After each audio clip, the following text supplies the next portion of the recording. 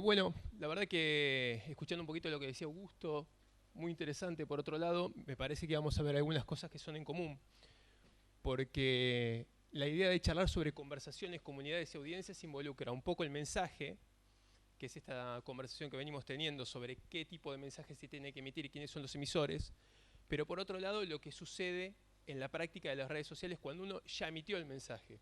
Es decir, cómo reaccionan esas audiencias, esas comunidades, y cuál es la diferenciación entre una conversación relevante, es decir, algo que tiene algún sentido lógico para pensar y para conversar y que genera o colabora con la construcción de sentido, en vez de lo que hoy está bastante más de moda, que es la herramienta, es decir, la idea del contacto directo o el impacto, ¿no? Que es la automatización de los mensajes en redes a través de distintas herramientas, como puede ser la pauta, la idea de WhatsApp y demás. La idea de las conversaciones es pensar primero cuál es el comportamiento y el uso de las redes sociales. Es decir, cómo usamos nosotros cada red social pensando en los mensajes que luego van a ser para la política. El tipo de uso tiene que ver con, primero, seguir a los que nos interesan por temas de interés, conocimiento, afinidades, nos gusta en el caso de Instagram, que nos permite empezar a entender cómo se empieza a conformar una red alrededor de quien emite el mensaje. En el caso de los políticos, una dificultad un poco más amplia, porque tiene que ser por lineamiento político en primera instancia, en segunda instancia puede ser porque tiene otros atributos atractivos o demás. Y hablamos de relevancia y no de impacto por esto que decíamos antes.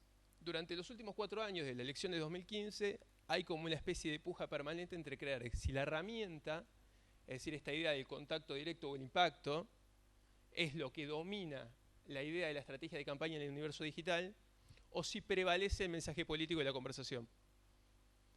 ¿Tiene una respuesta concreta, clara? No, pero podemos analizar un poco. En 2015 sucedió. La verdad que en el caso de Cambiemos, ellos utilizaron herramientas muy claras y muy concretas de cómo contar y distribuir mensajes en términos de una microsegmentación muy fina y por otro lado de generar conversaciones sobre temas que estaban candentes. Con una posibilidad política. Esto decía bien Augusto recién, hay un mensaje político que prevalece porque ellos tenían algo para decir teniendo en cuenta que eran oposición.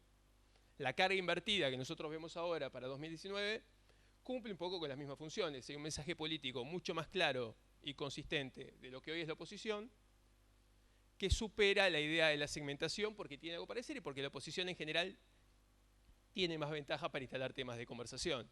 Es más fácil criticar que destacar lo bueno, es más fácil tener en la Argentina una mala gestión que una buena gestión, por la serie de dificultades históricas que tiene la Argentina. Y por eso hay que pensar muy claramente en las narrativas. Lo que nosotros debemos pensar cuando tenemos a alguien, una figura política, es cómo construimos una narrativa, cómo participamos de las narrativas existentes, porque la verdad que los candidatos setean agenda a veces y otras veces se suben agendas existentes. Muchas se generan por los formadores de opinión.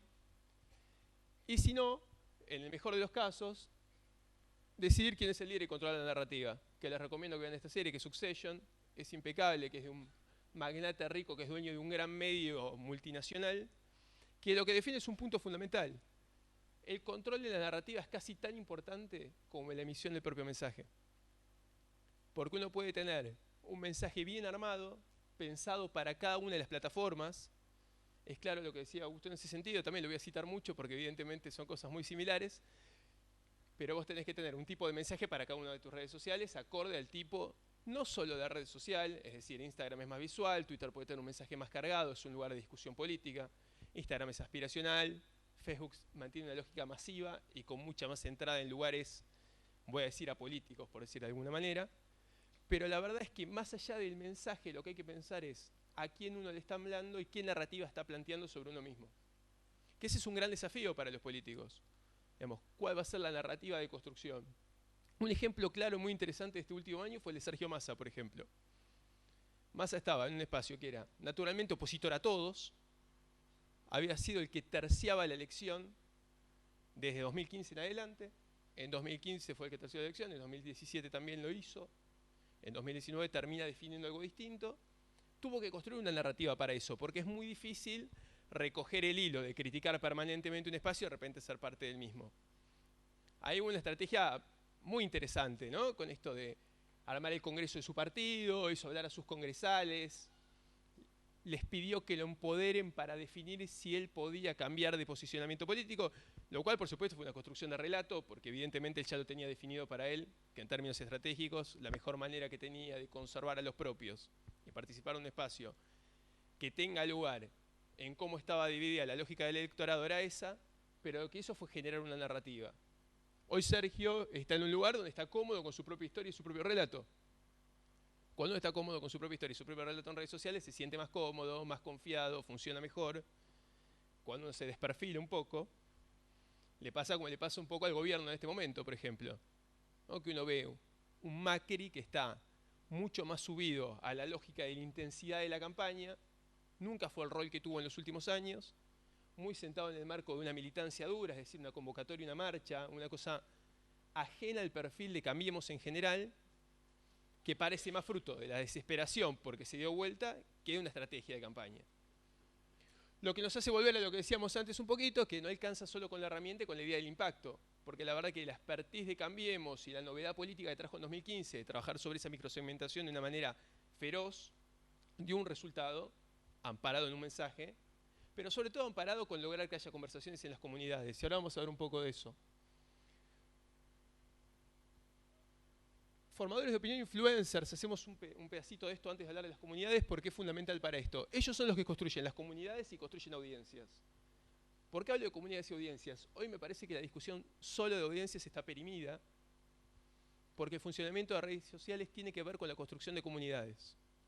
Uno se va organizando en función de perfiles en común y demás y participa activamente, la interacción es total, con lo cual uno deja de ser una audiencia pasiva y empieza a participar de una conversación permanente, que en general se organiza alrededor de dos tipos de comunidades. Las que son interés, es decir, los tuiteros que les gusta mucho el fútbol, entonces uno participa mucho de lo del fútbol y discuten la Superliga, un día la Liga Inglesa, lo que fuera, y los que están basados en los formadores de opinión, que son gente que tienen algún tipo de relevancia o interés, que cada vez que publican un tema generan una conversación alrededor. Puede ser un periodista que les interesa mucho y que siempre setea la agenda. Algunos tienen redes sociales y otros no. El caso de Pagni es particular porque tiene una idea de comunidad en la discusión del círculo rojo de la política sin tener su propia misión en redes sociales. Hay otros que son participantes activos de redes y han construido su propia audiencia desde ahí. Con lo cual, el cruce de audiencia y comunidad es fundamental para pensar cómo se anclan las dos cosas. Uno no solo le habla a una audiencia, sino que participa de la construcción de sentido de una comunidad.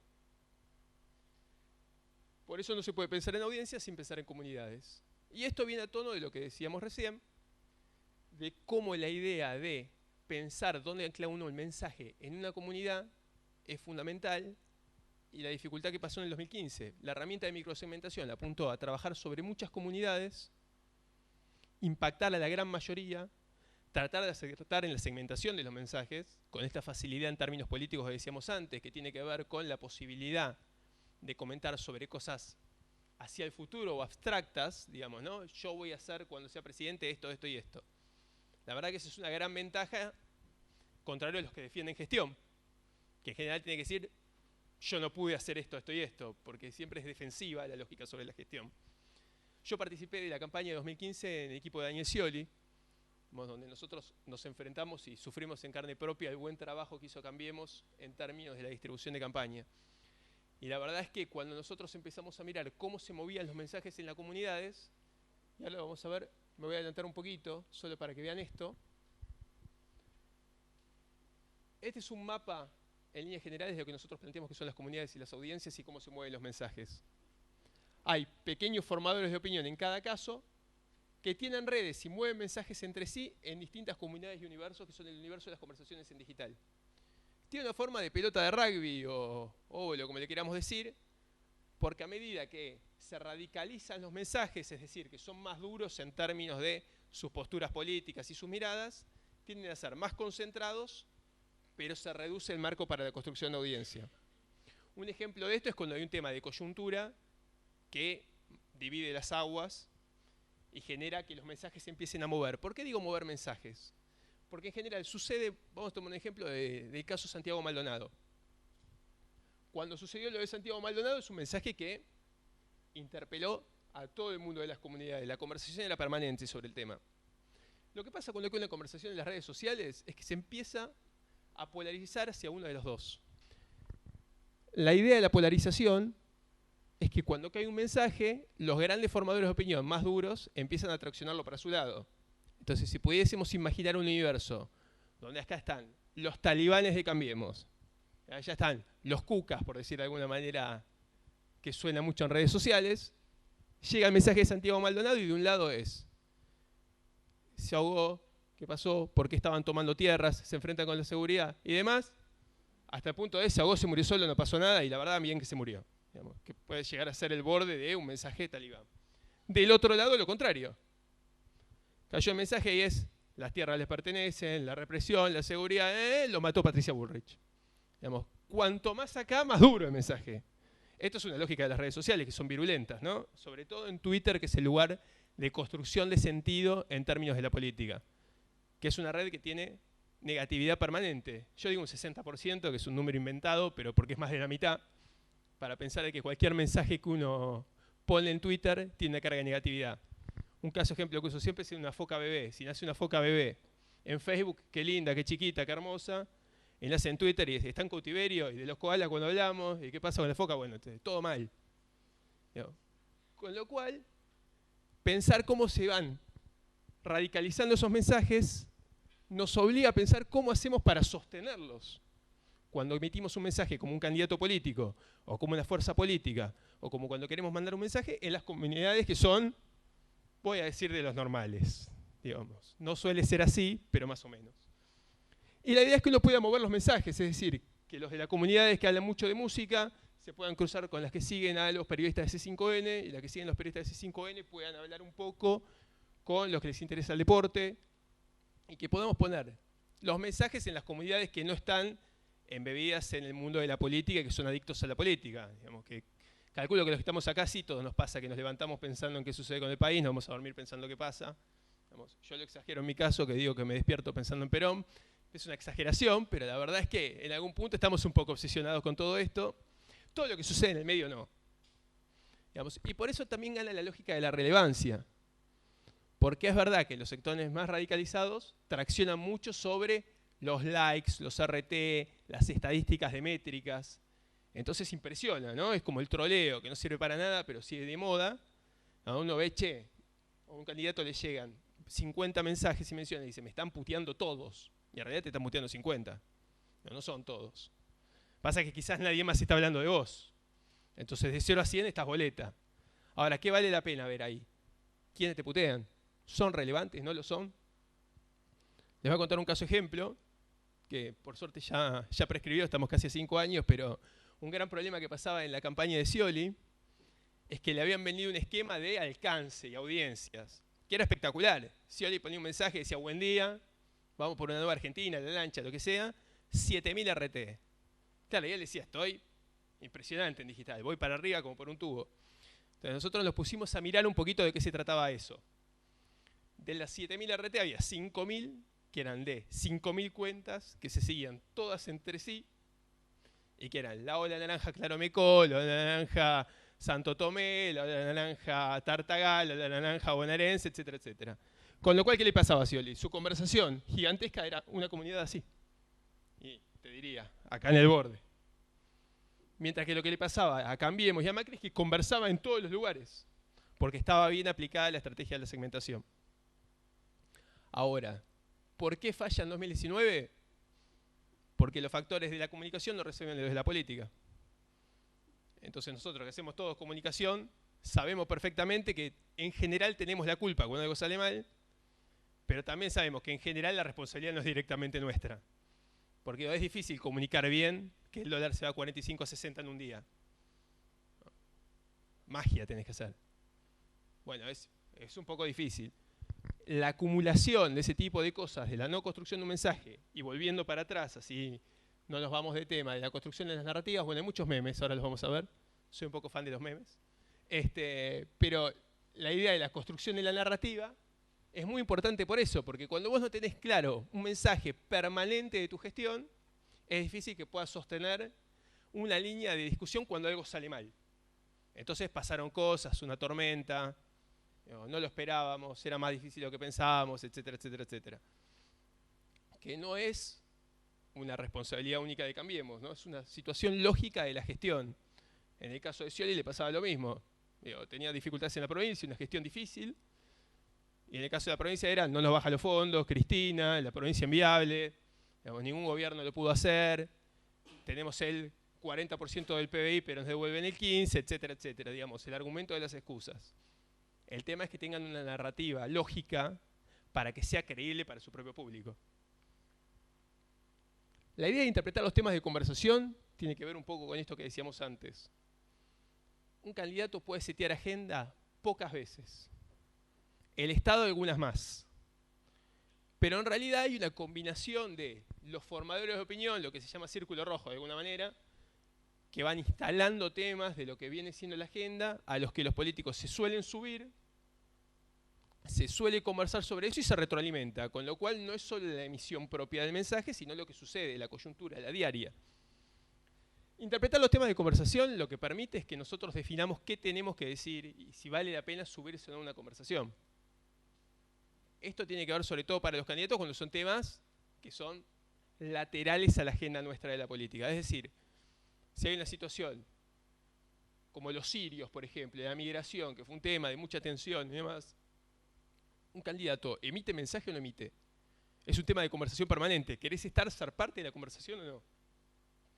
Y ahí uno tiene que definir si le sirve, a qué objetivos, para qué lo quiere hacer, qué lugar ocupa y si acompaña su narrativa. Por eso dice subirse de manera lógica, porque uno no se puede subir a todo. Cuando uno se sube a todo queda raro, ¿no? Es como cuando Macri felicita a los jugadores de rugby porque salen, no sé, qué torneo que creo que ganaron los Jaguares, no sé mucho de rugby, y se sube a eso y en el medio teníamos la economía detonada y no se sabía dónde estaba el ministro de Hacienda. Bueno, entonces hay una serie de dificultades en ese sentido que uno dice, che, ¿vale la pena subirse a esto o no? En el caso de... Vuelvo al ejemplo Scioli, le pasaba permanentemente. Solo quería hablar de deporte. Y la verdad es que había que dar algún mensaje para la política. Entonces, cuando vos te encontrás con eso, decís, ¿vale la pena subirse o no? A veces menos es más. No hay que participar de todas las conversaciones. Y una cosa que me parece interesante, que tiene mucho que ver con lo que mostraba de Benjamin Button recién Augusto, que es esto de no caer en la trampa de buscar audiencia traicionando el perfil propio. Digamos, porque cuando buscan audiencias jóvenes se parece mucho a esto, ¿no? Digo, necesito audiencia joven, tengo que actuar como joven. Entonces me pongo una gorra a esto, bueno, ¿y qué pasa? Digo, bueno, y claramente pasa esto, ¿no? Es un viejo disfrazado de joven. Bueno, ese es un vicio permanente de cómo pensar de participar en las conversaciones de la política. Hoy está mejor resuelto, hay buenas estrategias, la idea de tener distintos voceros en tu equipo de comunicación para que cada uno hable de un tema específico y vos te puedas asumar de participar de un tema que no es naturalmente el tuyo, es mucho más relevante hacer esto que seguramente lo habrán visto infinidad de veces de los candidatos. Dicen, bueno, ahora hay que hablar de juventud, vamos con esto, hay que hablar de deporte y salen pateando una pelota. Digo, son cosas que quedaron bastante viejas. Mover mensajes entre comunidades tiene que ver además con un concepto muy importante. Y es que si uno no mueve los mensajes, la comunidad en la que está, por más grande que sea, sigue siendo una sola. Entonces, terminas hablando con vos mismo, o con uno igual que vos. Esto lo pensé solo para usar el meme de los Spider-Man, porque es muy bueno. Después se los puedo pasar por WhatsApp si lo quieren. Pero la verdad, está en sticker también. Pero lo importante de esto es entender que la conversación entre dos iguales no hace un gran aporte a la construcción de sentido o a la idea de una estrategia de comunicación. Entonces, pensar cómo salir de la audiencia que te genera tu propia comunidad es fundamental. Y eso tiene que ver cómo ver los mensajes y cómo se mueven conversando. Y en las redes sucede. Incluso acá los talibanes radicalistas de un lado y los del otro conversan entre sí. En general a las puteadas, pero conversan. Entonces uno dice, che, buenísimo lo que hizo Macri. Ah, es un ladrón. Y el otro dice, aguante Cristina, la amo. Calisi. Y dice, se robó un PBI, digamos. Son conversaciones de los bordes, pero sucede. El problema es cómo uno logra que haya acá un entramado de conversaciones. Y ahí entra la lógica de los formadores de opinión. Lo interesante para pensar en cómo controlar la narrativa es ver cómo logramos participar con los formadores de opinión que son los que validan en sus propias audiencias. Es decir, si a vos te gusta mucho Boca, por ejemplo, y estás muy de acuerdo con un periodista de Boca, no se me ocurre ahora, pero voy a decir Tato Aguilera, porque es el primero que me viene a la mente. Martín Arévalo, nadie está de acuerdo con Martín Arévalo, si no lo vamos a usar. Pero vamos a suponer Tato Aguilera, que es un periodista de Boca, movilero, que tiene mucha atracción en ese mundo. En general es un validador perfecto de los mensajes. Él emite una cosa brandeada, digo brandeada porque en general los dirigentes con los que tienen un acuerdo le dicen, che, ¿podemos decir que anda bien el 4? ¿Podemos decir que va a jugar este? ¿Podemos decir que el presidente no vio bien a tal porque ese día está peleado? Etcétera. Lo que tiene es una comunidad construida con mucha validez, porque ellos ya son legítimos en sus comunidades. Con lo cual el mensaje toma mejor forma que si lo dice el propio presidente. Decís, ¿vos por qué lo decís? Porque tenés un interés atrás. Entonces ahí empieza lo que es el uso de los formadores de opinión. Es una lógica que en la prensa tradicional se conoce, que es la articulación con el mundo de los medios y los periodistas, que en las redes sociales tiene la misma lógica. Hay voceros 2.0, digamos, y hay formadores de opinión 2.0 que construyen sentido sobre eso. Por supuesto se puede forzar, muchos lo hacen, pero lo ideal es empezar a tener mensajes y una estrategia de conversaciones en distintas comunidades donde uno pueda lograr que se hable de uno o del mensaje que uno tiene dentro de una comunidad. Ni siquiera digo que se hable bien, porque dependiendo si uno tiene clara la comunidad en la que hable y la audiencia, por ahí que se hable neutro sirve. Mal depende. Digamos, hay algunos candidatos que pretenden que se hable mal en el lugar opuesto. ¿Por qué? Porque tienen precio, porque existen. Vuelvo a tomar el caso Scioli como un ejemplo de todo lo que se hizo mal después de una elección, porque él desapareció del mapa. Y la verdad es que hoy estaría deseoso de que alguien hable de él, digamos, ¿no? Para poder tener un rol, algo, una existencia. Eso se construye con mensajes, se construye con una estrategia de comunicación y sobre todo una estrategia de, y por eso nosotros decimos en nuestra agencia, se llama PR por Relaciones Públicas, de relaciones públicas, que todos los tienen las campañas tradicionales, pero todavía no está trabajado en el caso digital del todo. Y ese es un punto clave que en este caso y en la elección que estamos viendo ahora rompió con la lógica de la herramienta mecanizada, porque funcionó mucho mejor el trabajo de Alberto, que parecía de arranque una campaña desordenada, sin norte, pero se peleaba con Cristina, cómo lo iba a hacer, digo, va a quedar como forzado, en una narrativa clara de por qué sucedió, con una relación clara con los medios que arrancó un poco a los tumbos, pero lo logró, y con una narrativa que la encontró sobre el final de la curva de las PASO, que es prender la economía, la deuda, el trabajo y empezar a circunscribirse a eso y salir del rol de los que son los kingmakers, ¿no? Que siguen peleando con los periodistas, operando gente y demás, para otro. Encontró su propio rol. Por el contrario, yo creo que Cambiemos nunca lo tuvo. Creo que la estrategia de Defensores del Cambio, que fue como la magia nueva que traía Marcos Peña, tenía una serie de dificultades. Para empezar, que juntar convencidos cuando la cosa no va bien es lo más difícil. Y convencer también. Y poner la responsabilidad de convencer en tus voceros militantes, digamos, es un poco deslindarse de una responsabilidad propia. En rigor, te tienen que convencer ellos para que vos tengas argumentos para decir. Y la falta de argumentos o un mensaje relevante o claro no te permite utilizar las herramientas que vos tenés. En Ciudad de Buenos Aires, que es donde más se usa la idea de impacto directo, uno suele ver permanentemente en el mail que te llega, en la esquina de tu casa vamos a cortar porque vamos a poner una baldosa nueva. El martes a la tarde vamos a ir a tomar un café con Horacio Rodríguez Larreta en el centro de jubilados tal. En el CGP de esto, 700.000 mensajes. Eso tiene una lógica cuando hay algo para contar. Cuando no tenés nada, no importa cuánto te impacten. Y además porque pierde la lógica de pensar la segmentación en términos estratégicos. ¿Tiene relevancia en lo que se está discutiendo la idea de los lugares para los perros, digamos, en las plazas? Hay una creencia que en la Ciudad de Buenos Aires sí. Lo que sí sucede es que no alcanza con eso para conmover al mundo político cuando la curva viene mal.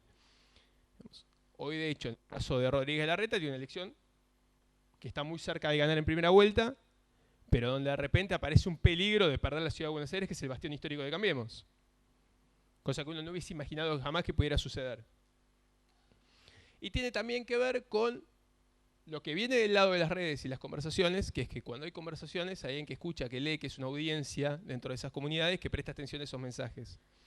Y creo que el gobierno un poco lo perdió de vista también, porque los tonos de la construcción de las encuestas daban un número que estaba un poco lejano a la realidad, y se daba una situación bastante particular. No sé si les pasó a ustedes, pero uno no hace números excepto los encuestadores. Todo después construimos nuestros números en base a nuestros gustos un poco y cómo la vemos, e influye todo lo que pasa alrededor. Ahora esa influencia de lo que pasa alrededor fue tan profunda que el día de la elección había paridad cuando había 15 puntos de diferencia. Nosotros hicimos unas entrevistas con una serie de encuestadores con los que trabajamos la semana siguiente por algunos de nuestros clientes y conversábamos un poco sobre esto, sobre la idea de, che, ¿qué pasó? Y los encuestadores, esto lo digo entre nosotros porque no digo quiénes son ni no importa, pero algunos te decían, mirá, nosotros los números nos daban distinto, pero es raro decir que hay 10, 12 puntos de diferencia cuando la tendencia de todos los demás profesionales que laburan al lado nuestro dicen que son 3 puntos. Te juntás con todo lo del gobierno y dicen que son 3 puntos. Te juntás con los de la oposición y dicen que son 3 puntos y están apretados. Entonces la construcción de sentido finalmente termina influyendo directamente en el diagnóstico para un resultado. Con lo cual la idea de escucha sobre lo que se conversa gana un valor mucho más profundo, que es decir, empezar a interpretar el diagnóstico no solo por las herramientas, porque por supuesto todas las herramientas tienen estas fallas. Sigamos, alguna de las cosas. Subirse de manera lógica, no caer en la trampa de buscar audiencia, mover los mensajes, mantener la conversación en las comunidades equilibradas, que era un poco lo que les decía recién, de que podamos hablar en el medio, digamos, o tratar de sostenerlo ahí. Por eso es muy importante que siempre todas las conversaciones o todos los mensajes que emite un candidato estén traccionando y volviendo a su base lógica de narrativa.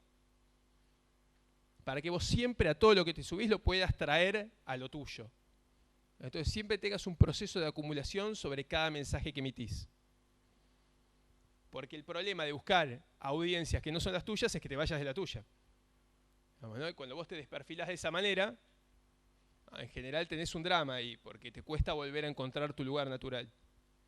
Esos ciclos pueden ser cortitos o a veces de mucho tiempo. En el caso de Sergio Massa fueron de muchos años, porque le costó mucho volver a su lógica de hombre de peronismo de la clase media que interpreta a las pymes. Tardó mucho tiempo en volver a eso. Otros son más cortos, ¿no? Dijo, bueno, dije una cagada, bueno, tiramos para atrás, listo. Pasó, ya está.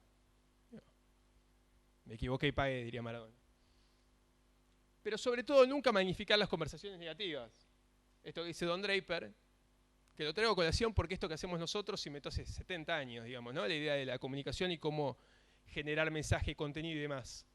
Lo que cambiaron fueron las plataformas, y sobre las plataformas nuevas estrategias donde decirlo. Pero lo que dice es que si no te gusta lo que se está diciendo, tenés que cambiar la conversación.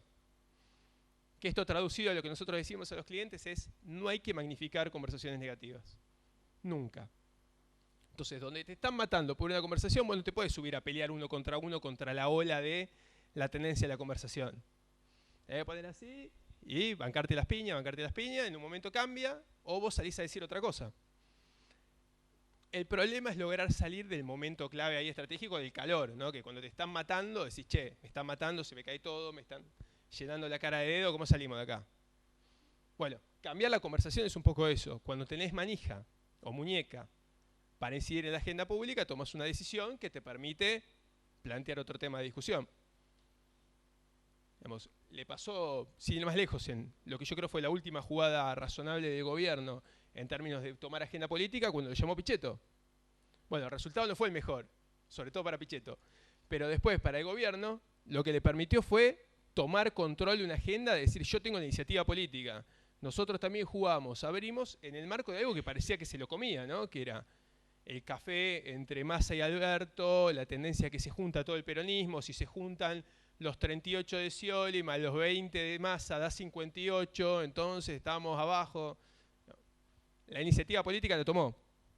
La discusión de Pichetto permitió abrir una ventana donde dice, van a traer peronistas, van a ampliar el esquema, va a romper un poco con la lógica de que todo lo que era alternativa federal se lo lleve Alberto.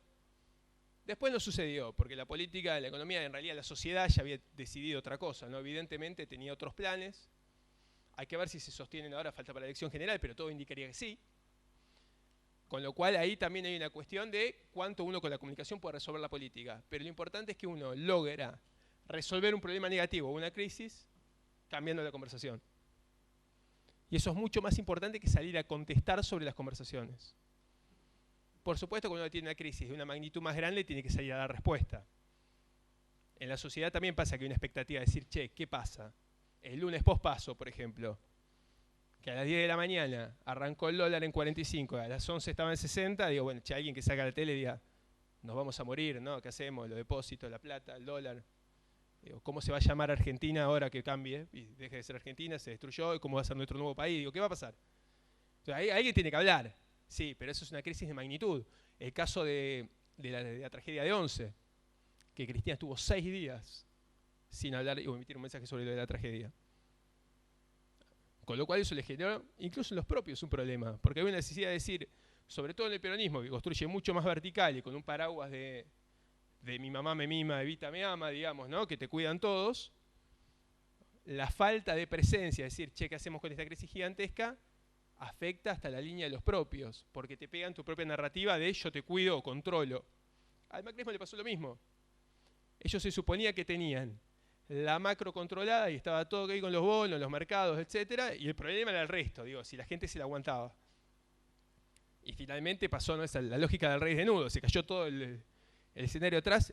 ¿Vieron? No sé si vieron el caso del monorriel de los Simpsons, ¿no? Que sale, arranca, se cae todo y el tipo se va con la guita. Bueno, un poco así, de repente se desarmó todo el escenario y decís, che, ¿qué onda con esto? Tenemos un quilombo. Entonces es importante siempre pensar cómo uno puede incidir en las conversaciones pensando en cómo setear agenda, que es un tema fundamental, ver cuánta posibilidad tenés vos de hacerlo, y eso involucra todo lo anterior. Es con formadores de opinión, es llamando a periodistas, es pensando en una idea creativa nueva, es generando un nuevo mensaje. Sin ir más lejos, la marcha de Macri, del Sí se puede, que creo que es mañana, ¿no? Que arranca en Barrancas de Belgrano para que le quede práctico al núcleo duro. La verdad es que lo que tiene particularmente ahí interesante es que finalmente puso una agenda de algo. Parece que el gobierno quiere hacer campaña para tratar de dar vuelta a la elección. El cómo puede gustar más o menos si uno es más macrista o menos macrista.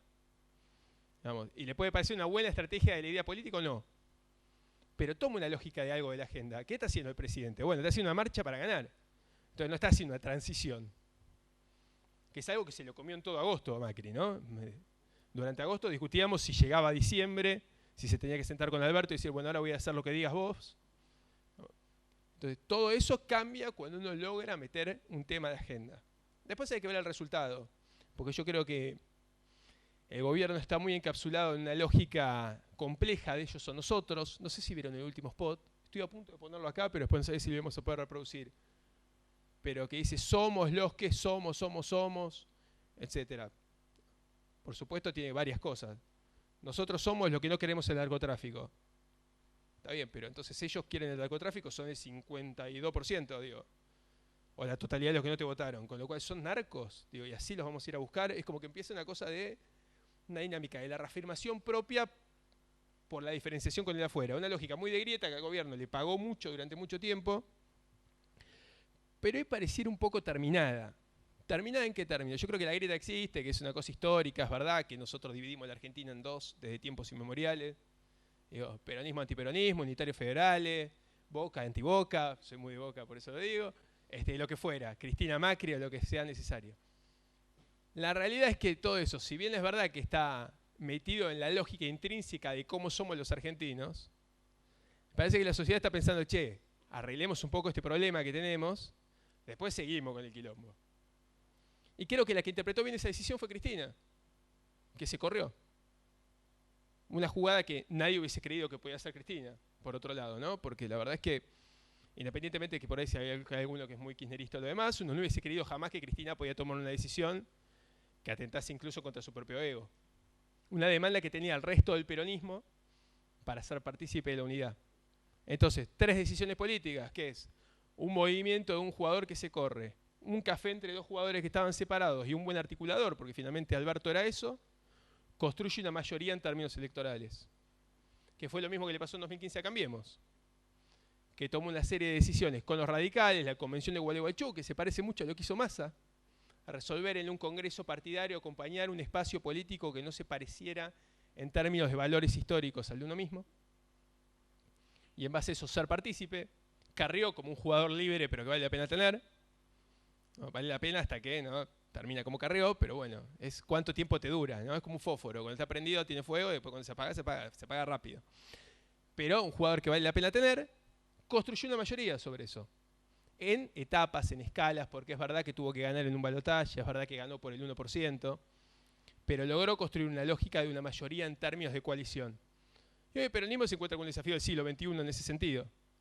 Ahora, todo eso lo que tiene para que funcione es una narrativa, porque si no, la verdad es que es muy difícil pensar en cómo uno cuenta, sobre todo para el peronismo, esto lo digo casi con la crítica a mi propia pertenencia, pero a nosotros nos dicen siempre que estuvimos con todo, ¿no? Digo, los peronistas están con este, con este, con este, con este, con este. Bueno, hay que tener una narrativa para explicarlo. Después uno puede estar de acuerdo, no, yo estoy de acuerdo con cómo lo explicamos, pero por supuesto los otros no. Ahora, lo importante es que haya una construcción narrativa sobre cómo se explica una decisión política de esas características. Y cuando uno lo logra explicar, lo que tiene es un producto claro para contarle a la sociedad, para que se converse, para que genere conversaciones interesantes y atractivas, para que haya relevancia y para que impacten las audiencias. Porque eso le pasa al caso de Pichetto, por ejemplo. Pichetto y Massa venían de casi el mismo lugar hace 3 meses. Compartían una mesa entre 4, se terminó rompiendo en 3 pedazos, ¿no? O sea que eso se parecía más a la Argentina de antes, porque quedó uno que quería nuclear los votos más chicos, otro que quería ser parte de la oposición y otro que quería ser parte del gobierno. O sea que la mesa alternativa federal se parecía mucho en algún punto a la expresión natural de cómo estaba la Argentina electoral en ese momento. Pero ese escenario se destrabó. Y cuando se destrabó se construyó sobre una narrativa clara y después hubo que contárselo a las audiencias. En el caso de Massa, prendió. En el caso de Pichetto, no prendió. Yo de Pichetto es el más convencido dentro de un gobierno que todavía teclea entre ver cómo resuelve llegar a diciembre y cómo logra llegar al balotaje, en uno de los más duros. Bueno, la fe de los conversos es histórica, ¿no? El que se da vuelta siempre es más que el otro, porque tiene que demostrar. Pero más allá de eso, no logró traccionar en la audiencia o en la sociedad ninguna de las cosas, o muchas de las cosas que se esperaban. Por ejemplo, que va a traer peronistas a Cambiemos. Pero porque es difícil de contar, porque Pichetto tampoco tenía una narrativa, entonces ahora es la revolución le va a sacar un departamento al que tiene 2. Digo, yo no creo que esté pensando, no quiero poner las manos en el fuego por nada, por las dudas, pero no creo que el albertismo esté pensando en expropiar departamentos extra. Cuando uno lo piensa, digo, suena un poco, ¿no?, exagerado. Como también del otro lado había exageraciones sobre Macri, que venía a privatizar todo lo que había o a eliminar los planes sociales. Los planes sociales se mantuvieron. Un problema, una lógica de la economía. El tema de las métricas, como para ir cerrando, y si tienen alguna pregunta, hay una lógica sobre las métricas que es importante tener en cuenta. Las redes sociales te permiten un arma de doble filo, que es la medición permanente de todo. Entonces, todo es medible en redes sociales. Con lo cual yo tiro un tweet y puedo decir mis impresiones, retweets, me gusta, a veces que entraron en mi perfil y demás. En Instagram, quién lo vio, quién interactuó, quién llegó por mi propia cuenta, por otro lado, etc. En Facebook, el alcance, etc. Son todas las estrategias de medición. Ya es una vuelta de tuerca más sobre la idea de campaña tradicional cuando uno lo quiere vender, ¿no? Porque tiene un entregable más claro. Porque ¿qué métricas tengo yo si pago una solicitada en la página 7 de Clarín? Bueno, Clarín vende, no sé, 1 millón de ejemplares, no tengo ni idea cuánto está vendiendo Clarín, pero supongamos que 1 millón de ejemplares los domingos. Pago una barbaridad de plata para salir página 7 del lado derecho, que es el que se ve primero, ahí abajo. No, ahora tengo que ver quiénes lo compraron, quiénes lo ven, si le interesaba o no mi mensaje. Ahí sí entran todas las dificultades que Marcos Peña resolvió en 2015, digamos. Che, apliquemos mejor la plata para llegar a los tipos correctos. Ahora, las métricas te dan otras posibilidades de pensar qué está funcionando y qué no. Son importantes, sirven, pero no miden relevancia. Por eso existe todavía la lógica de Clarín. Porque es difícil plantear en términos claros qué es relevante. Y estar en Clarín sigue teniendo relevancia. Porque Clarín es un validador de mensaje. ¿A favor o en contra? De los que creen que Clarín es el gran diario de clase media, de los que están de acuerdo con Clarín y creen que la expropiación de papel de prensa era una locura, etcétera, etcétera. O para el kirchnerismo duro, que cree que hay que pasar por arriba con la topadora por Clarín y hacer un medio nuevo, comunitario, lo que sea. Siempre son todos ejemplos exagerados, digo, pero tecleando en todo eso, la realidad es que tiene relevancia. Entonces las métricas, o la idea del impacto, o la idea de lo automatizado, tiene que ir siempre de la mano del contenido. Siempre de la mano del contenido. Siempre de la mano del contenido, y cuando está de la mano del contenido, de la relevancia.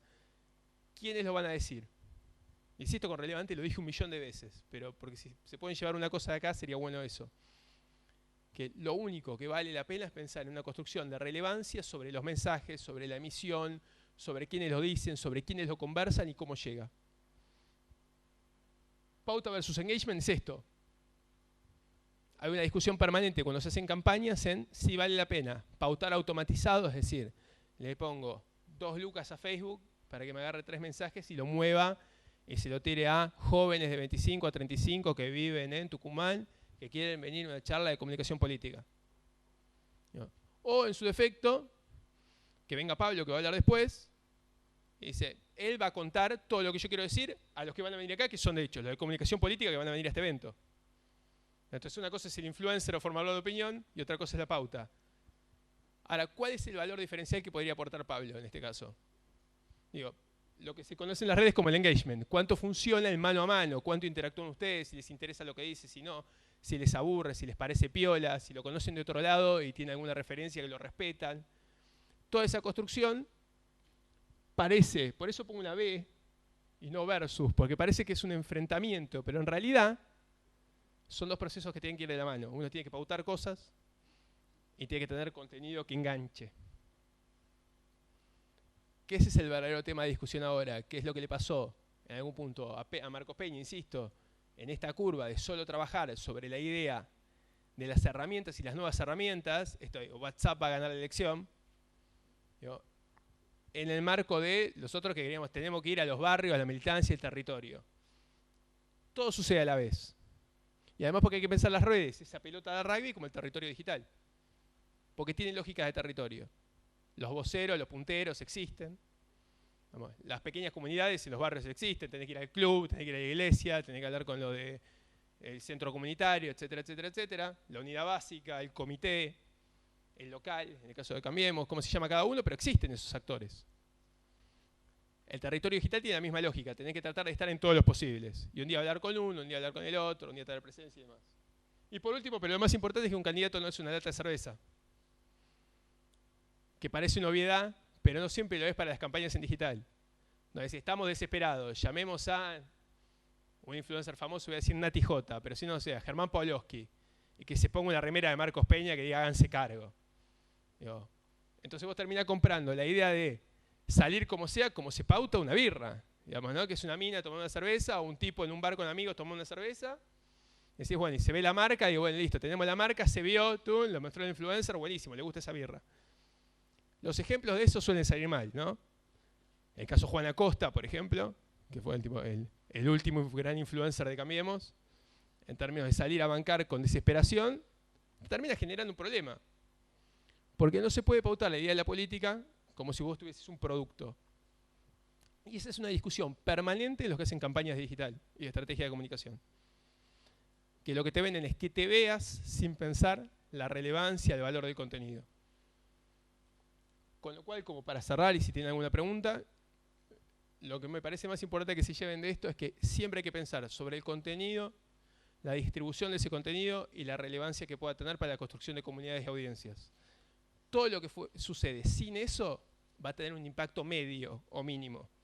Y maximizar el impacto nos hace buenos a nosotros, los que trabajamos comunicación, porque logramos mejores resultados. Muchas gracias.